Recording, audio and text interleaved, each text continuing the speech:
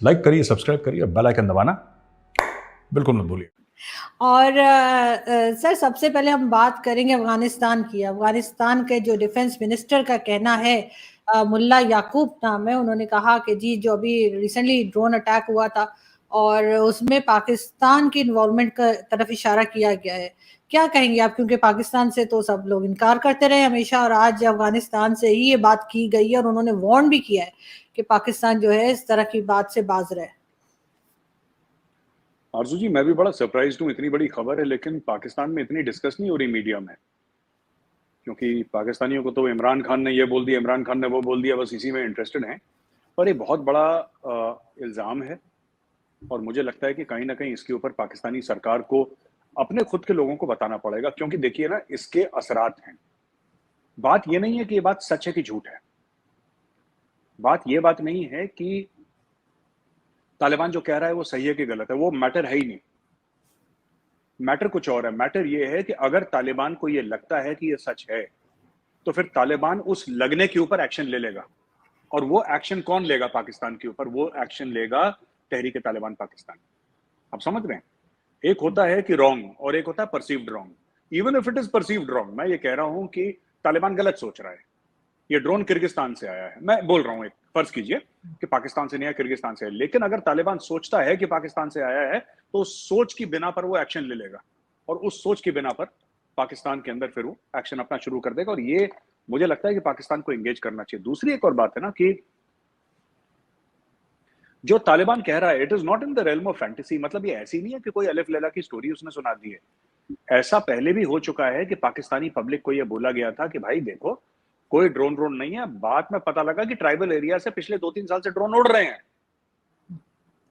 एक एक abandoned airfield से ड्रोन उड़ रहे थे पाकिस्तान से। तो पाकिस्तान में पहले, मैं ये नहीं कह रहा कि ये वाला पाकिस्तान से आया है या पाकिस्तान का एयर स्पेस यूज करा है, मैं ये नहीं कह रहा, मुझे इसके बारे में नॉलेज नहीं है। लेकिन अगर ऐसा हुआ कि पाकिस्तान से आया है, पाकिस्तान से उड़ा है, पाकिस्तान में लैंड करा है, या फिर यू नो इसको आरजू जी किसी तरीके से पाकिस्तान का एयर स्पेस यूज करा है, तो मैं सरप्राइज नहीं होऊंगा, क्योंकि एक दो बार पहले हो चुका है जब पाकिस्तान ने साफ मना करा था कि ऐसा कुछ भी नहीं है, अब ये सब झूठ है, ये प्रोपेगेंडा है, ये हिंदुओं की और यहूदियों की साजिश है। और लाल किले पे परचम वर्चम जो भी है, पूरा डायलॉग बोला था, एंड में वहीं से निकला। तो I will not be surprised. मैं ये नहीं कह रहा कि था वहां से, लेकिन I will not be surprised अगर मिलेगा वहां से। बिल्कुल ठीक। लेकिन मेजर साहब, एक चीज़ और है कि हमेशा से तो यही देखते आए हैं कि अफगानिस्तान की पाकिस्तान ने अपने तौर पे, एक तरह से कहा जाता है, बड़ी मदद की। ज़िया-उल-हक के ज़माने में भी बहुत रेफ्यूजीज रखे गए और सारा कुछ बड़ी अच्छी एक दोस्ती सी चल रही थी।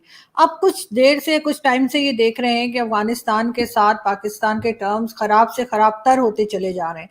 तो उसकी क्या रीज़न हो सकती है? साथ साथ बहुत से लोग, जिसमें तारड़ साहब भी शामिल हैं, वो कहते हैं कि भारत के साथ जो है वो अफगानिस्तान के टर्म्स बेहतर हो रहे हैं और पाकिस्तान के साथ बिगड़ते जा रहे हैं। देखिए, जैसे पाकिस्तानी इस चीज को बड़ी, मतलब उनके दिल के करीब है हमारी खुद मुख्तारी। अक्सर बोलते हैं टेलीविजन शोज पे कि पाकिस्तान की खुद एक सोवरेनिटी होती है मुल्क की। तो क्या पाकिस्तानियों को ये नहीं लगता कि अफगान भी ऐसा ही सोचते होंगे? आपको जब अपना फॉरेन मिनिस्टर उस वक्त का शाह महमूद कुरैशी को भेजना चाहिए था, है ना, आपने फैज हमीद को भेज दिया। आपका भेजना चाहिए था, आपको भेजना चाहिए था फॉरेन मिनिस्टर, आपने भेजा आईएसआई का चीफ। देखिए, ऐसा होता है, जब भी फौजी आता है ना, या तो शुरू से अमन का पैगाम लेके आए कि मैं फौजी हूं, मैं अमन का पैगाम लेकर आया हूं। What message did you send the Taliban when you send the ISI chief? आपने उनको संदेश क्या भेजा? आपने उनको पैगाम क्या भेजा कि हम आपके मुल्क में, अभी अभी आपने टेक ओवर करा है और हमने आपके मुल्क में आईएसआई का चीफ भेजा है। यानी कि आप दुनिया को ये तासुर दे रहे हैं, आप दुनिया को ये बताना चाह रहे हैं कि हमारी आईएसआई, हमारी एजेंसीज, हमारी फौज अफगान तालिबान को कंट्रोल करती है। वो तो ऐसे देखेंगे ना।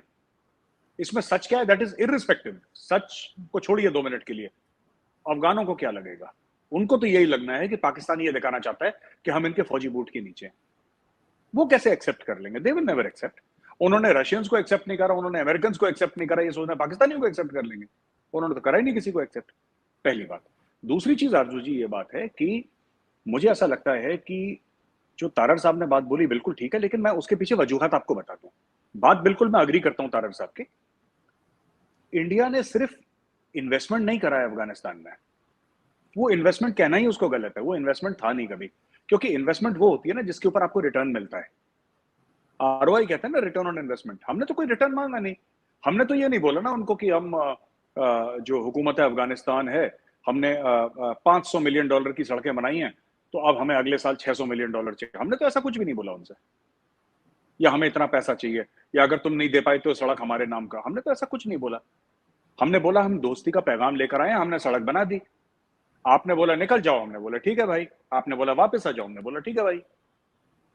तो अफगानों को भी ये बात समझ में आ गई है कि इंडिया वहां पे इन्फ्लुएंस, देखिए हर मुल्क चाहता है अर्जु जी, हर मुल्क हर दूसरे मुल्क में इन्फ्लुएंस चाहता है, लेकिन fact of the matter is India ने कभी इंटरफेयर नहीं करा। अफगान गवर्नमेंट कौन सी बनेगी, तालिबान को आना चाहिए नहीं आना चाहिए, हमारी बनाई हुई सड़क में तालिबान भी चलते हैं, नॉन तालिबान भी चलते हैं। हमारी बनाए हुए कॉलेज में सारे किस्म के बच्चे पढ़ते हैं वहां पे।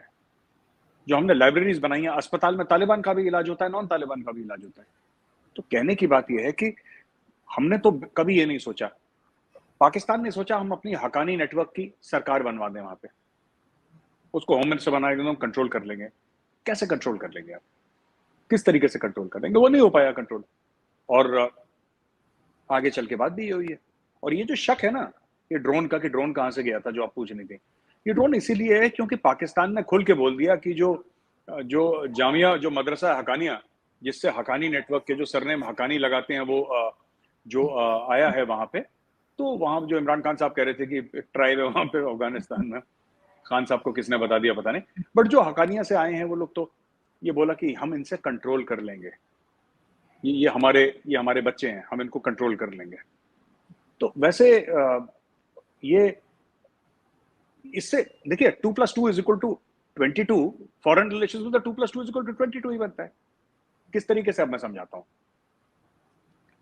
पाकिस्तान को पैसे की जरूरत है, पाकिस्तान को आईएमएफ से लोन की जरूरत है।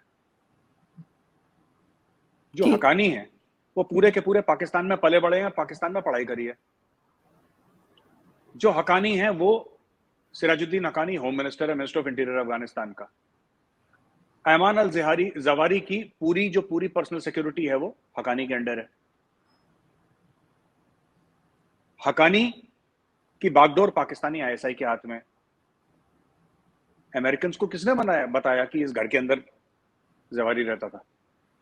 कोई तो उनके ह्यूमनेंट होगा, कोई तो उनका असेट होगा, कोई तो उनका सिग्नल इंटेलिजेंस होगा, कोई तो इलेक्ट्रॉनिक इंटेलिजेंस होगा, कुछ तो होगा जिससे उन्होंने देख के बोला होगा कि हाँ ये बंदा, हाँ अब जरा कैमरा जूम इन करो, हाँ ये बंदा है, बुढ़ा यही है जवारी, अब इसको निपटा दो यहाँ पे। ये कहते हैं कि अब ये पाकिस्तान ने कराई है, लोग मानते हैं पाकिस्तान ने कराई, क्योंकि पाकिस्तान को लोन चाहिए था आईएमएफ से। ये गए थे अपने बाजवा साहब, फोन करा था बाजवा साहब ने कि साहब हमें लोन दिलवाएं, आप आईएमएफ से बोलें कि लोन दें हमें। वो बैकएंड में डील हुई कि ठीक है, अब आप ये बताएं कि साहब जवेरी कहाँ है, लोन तो मिल जाएगा आपको। ये है कहाँ? कह रहा साहब इस रूपनगर प्रेम गली खोली नंबर 420 में रहता है, ठोको इसको यहाँ से। उन्होंने ड्रोन भेजा, एक हेलफायर मारी या जो भी मिसाइल मारी, उसमें ब्लेड थे, कुछ मारा, खत्म कर दिया उसको, दैट्स इट। तो ये अपना हमें ये देखना पड़ेगा कि इसके पीछे क्यों इतना डिस्ट्रस्ट है पाकिस्तानियों को लेकर। Thank you for watching. Please don't forget to like, share and subscribe.